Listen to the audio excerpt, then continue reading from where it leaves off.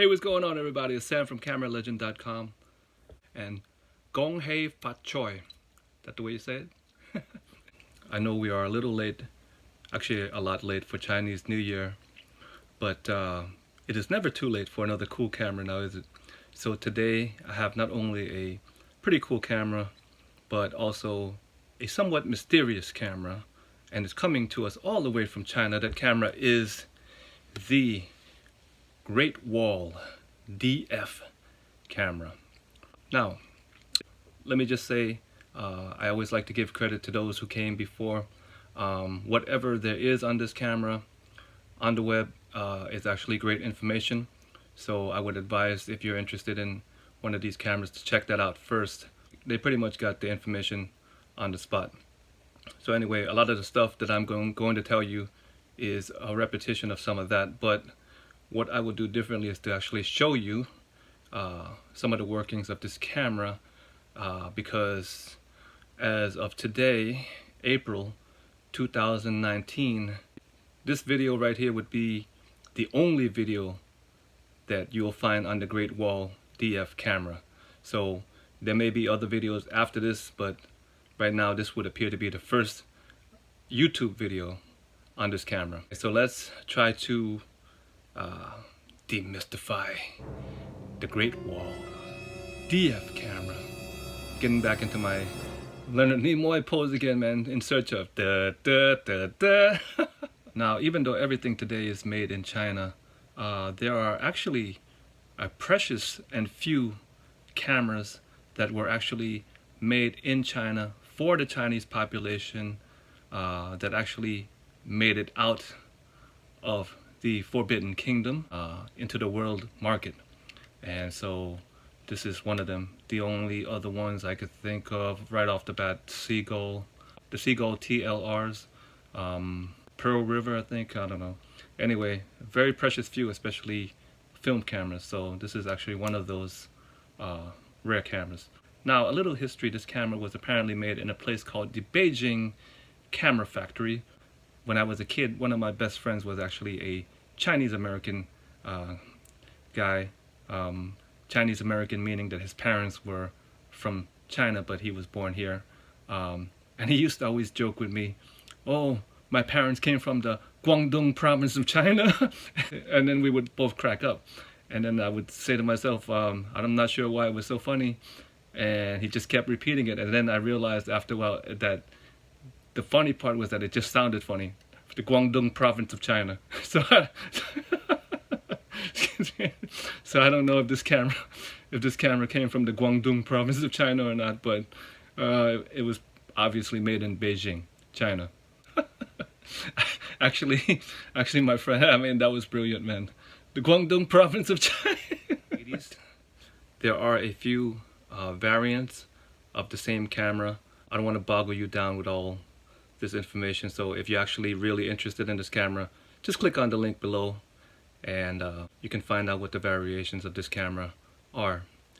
Now, basically, this camera is a 6x6 medium format camera, but it's also marketed as a 6.45 camera, which can be converted by the use of a mask that you put inside here, which used to come with the camera, but nowadays when you're buying this camera, I'm not sure if you would actually get that buying it used, because this one that I bought does not have the mask, which is fine for me, because if I'm gonna shoot 6x6 and 6x4.5, I'm just gonna stick with the 6x6 anyway. Well, before we go to the basic operations, just a few things. I mean, one thing I always liked about the Chinese cameras,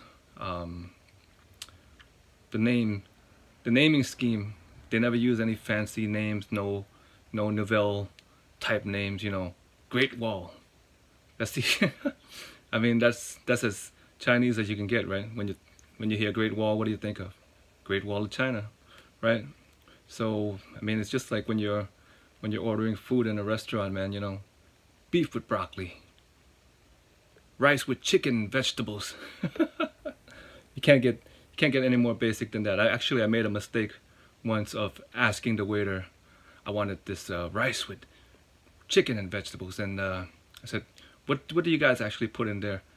So the waiter, rice, chicken, vegetable. I don't mean, listen, I don't mean to make fun, man. Listen, looking the way I do, you know, it's quite obvious that even though I'm not Chinese, it's quite obvious that I probably have some Chinese blood in me.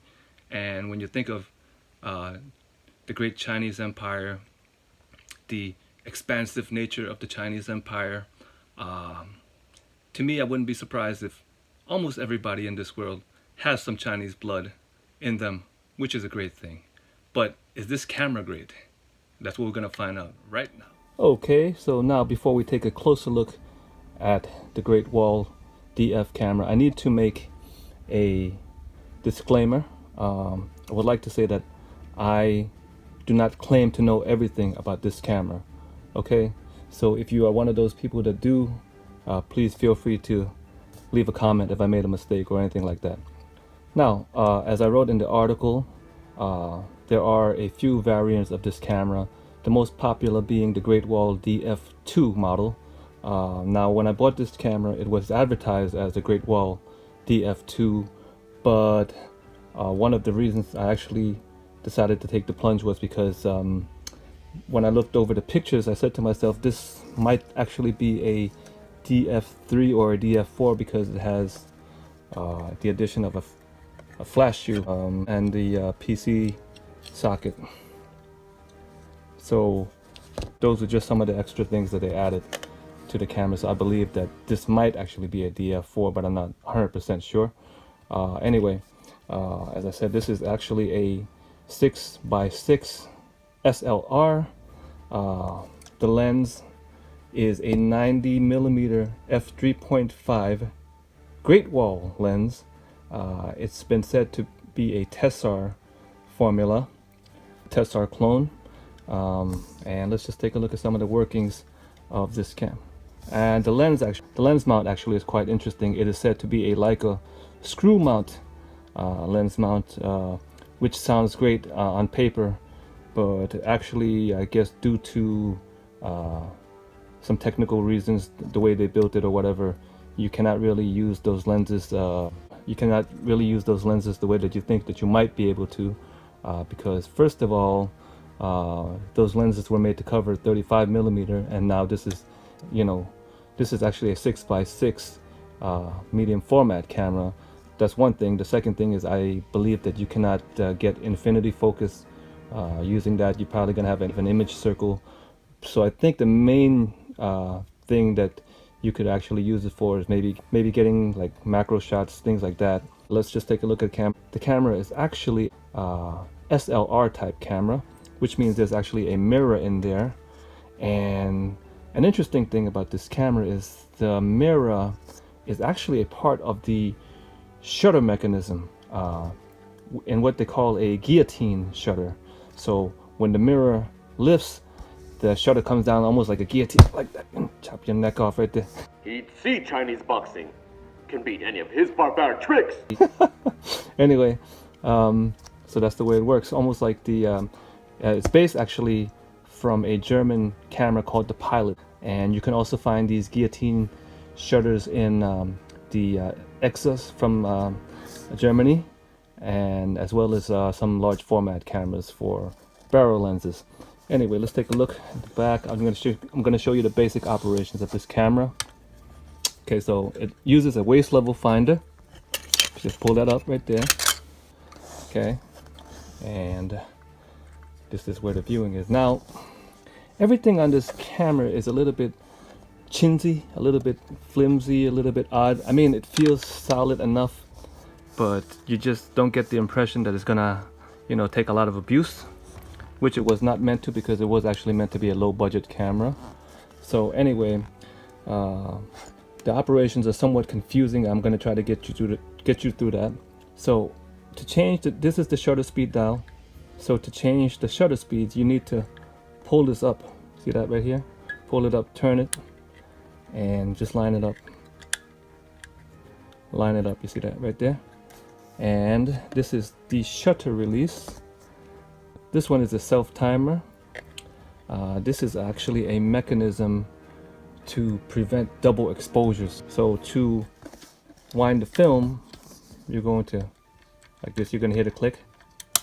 Now, technically, you should be able to see the frame number through this window right here, but to be honest with you, when I was using Ilford FP4 film, I really could not see anything there, so I sort of had to guesstimate. So when I turned one click, I felt that it wasn't really enough, so I just turned it a second time, and then, you know, just to avoid the double framing. But I still got some overlapping photos once in a while.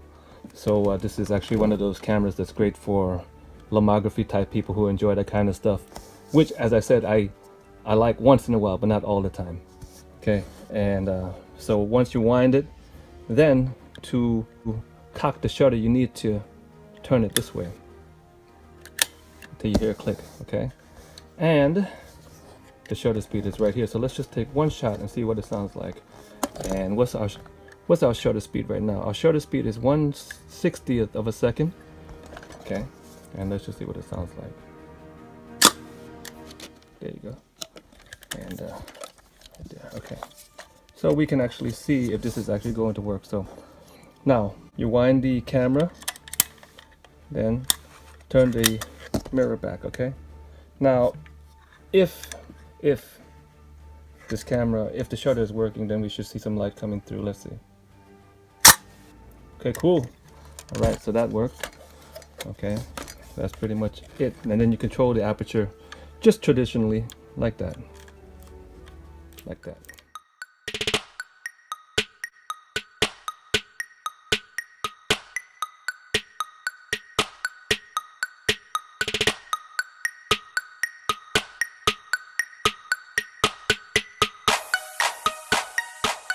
Alright, you guys, so sorry I had to take off my sweater there. It was a bit of a workout there, getting a little warm in here, but anyway, I thought you might like to see Brother Bruce also.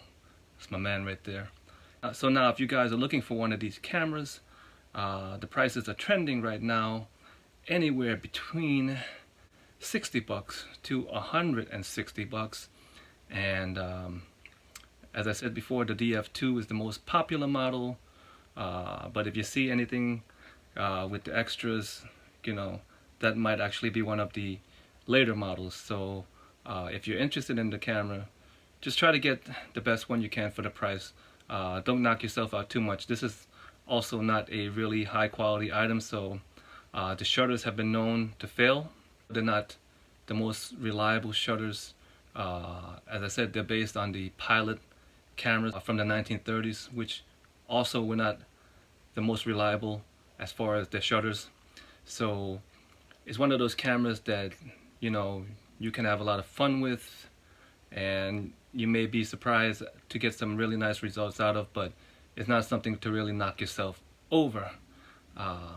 That said, it's still a little bit of a mystery to me, so I am going to put an extra roll into this camera, and if the results are good enough, okay, and good enough is subjective to everybody, but if the results are good enough, I will make a formal review on it, and then I'll post those pictures there. So anyway, thank you guys so much for watching my channel, and I will catch you guys next time on the CameraLegend.com YouTube channel.